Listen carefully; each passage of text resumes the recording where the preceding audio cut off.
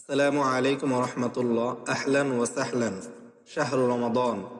সম্মানিত দর্শকবৃন্দ, learn in 5 minutes আপনাদের জন্য নিয়ে এসেছে পবিত্র মাহে রমজান উপলক্ষে মাসব্যাপী কোরআন শিক্ষা শিডিউল, যেখানে আপনারা কোরআনের আয়াতভিত্তিক বিভিন্ন ভিডিও পাবেন এবং আমাদের লক্ষ্য হচ্ছে সহজে শেখা, গভীরভাবে উপলব্ধি করা এবং বাস্তব জীবনে প্রয়োগ করা।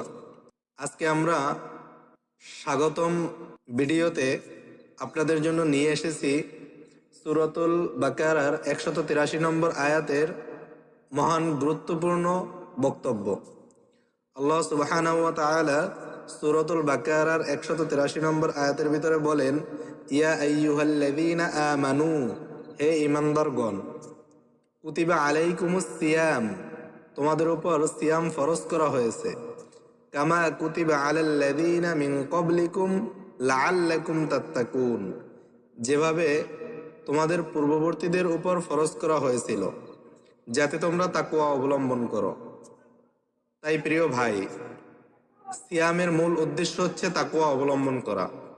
আমরা শুধুমাত্র না খেয়ে থেকে সিয়াম পালন করলে সেই সিয়াম আমাদের কোনো কাজে আসবে না যদি আমাদের ভিতরগত খাসলাত দূর করতে না পারি, ভিতরগত বদ অভ্যাস দূর করতে না পারি, মানুষের গীবত শেকায়েত থেকে বিরত থাকতে না পারি।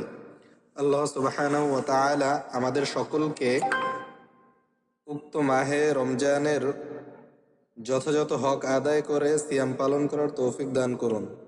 ওয়া আখির দাওয়াহুম আলহামদুলিল্লাহি রাব্বিল আলামিন ওয়া নি'মা আজরুল আমিলিন।